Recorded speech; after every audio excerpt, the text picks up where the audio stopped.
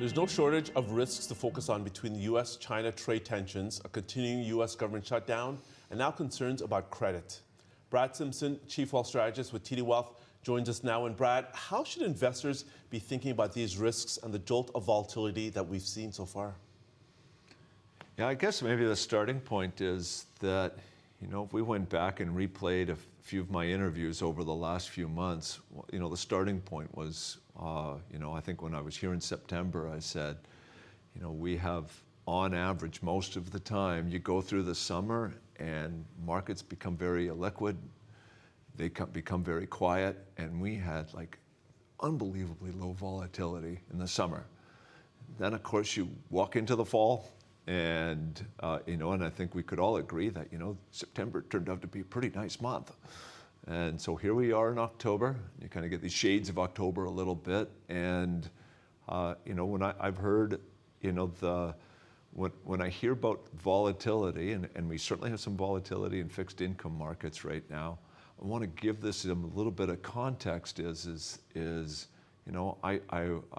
reading an article by one of my competitors the other day that says that on Friday the market crash, it was down 2.5%. It's like, what? Let's hit the brakes here a little bit and say that let's look at the credit space as a starting point. We have spreads between government bonds, investment grade bonds, and high yield bonds at all-time lows. Okay, so we're saying is your difference between of what you're going to get from a government down to a high yield, and the tightness between them shows that in credit markets there was almost no perceived risk. When you get to that point, so credit spreads are where they were before the great financial crisis. And so you get to that spot, you start looking for any sort of volatility that is going to break out. And because it's priced for absolute perfection, we have had a significant infusion of capital into the private space. In the last 5 years, the growth of investment in that environment, which moved from the public market into the private market, and in that move is one thing that we've talked to an awful lot of our clients about, is saying that if you're allocating, and we think allocating in the private space makes a lot of sense, who are you allocating with, and the value of who you're investing with. And what you're looking for is you make sure that you're not investing this with folks who aren't very clear on the risk management side. There has been some loosening of standards in this proliferation between public and private that's been going on, and we're seeing some of this right now in the credit space, and we're seeing this move out. At the end of the day, we're not talking about credit contagion right now. We don't see credit contagion right now. What we see is in the public space, a lot of orderly transactions going on in the investment grade space. When we're looking at the high yield, once you get to close where we are here, and you get back to that barometer of kind of an 8% coupon in high yield, that even through the great financial crisis, if you were writing that out, it actually worked out okay.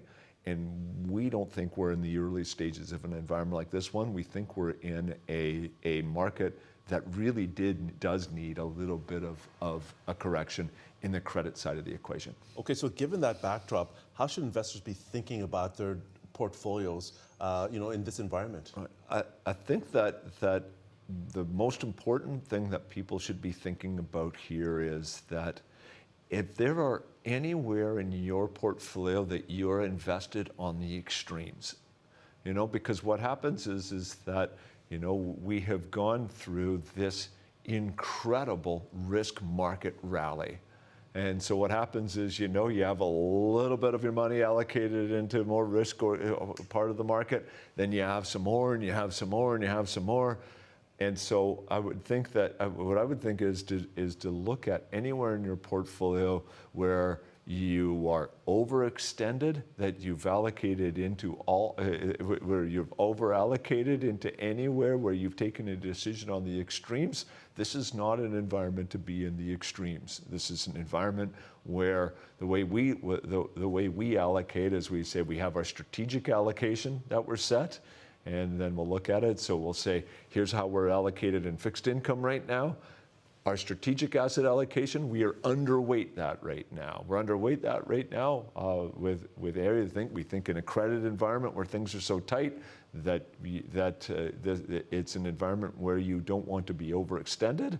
In the equity market right now in the U.S., we continue to be overweight, which does tell you something of a vote of confidence in that now. However, if you've been running your whole portfolio in the big tech trade or in the Mag 7 side of the equation, we think that's an environment where you should be pulling back and really and looking at it in those terms, making sure that you're using hedging strategies. We think that this is an excellent environment for long, short, and market neutral strategies as well. And so we would definitely be deploying capital in there. And I think if you're doing that, and